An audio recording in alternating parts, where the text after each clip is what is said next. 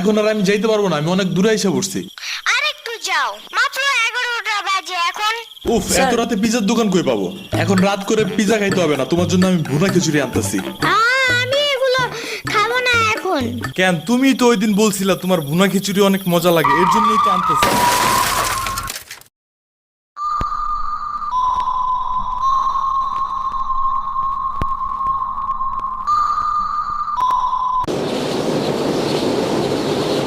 আমরা কোথায় যাইতেছি?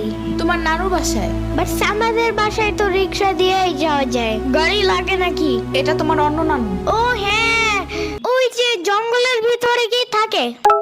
ওইটা গ্রামের বাড়ি, জঙ্গল না। কথা হইলে কথা তা না। তুমি গাড়িতে উঠাইছো কেন আমারে?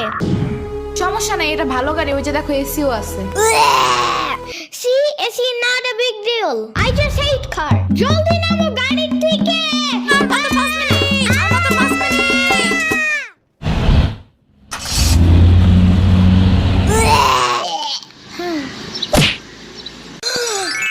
এত বড় গাছ, এত পানি, এত ঘাস, এত হাঁস, এত মুরগি, এত বাতাস, এত গোলা।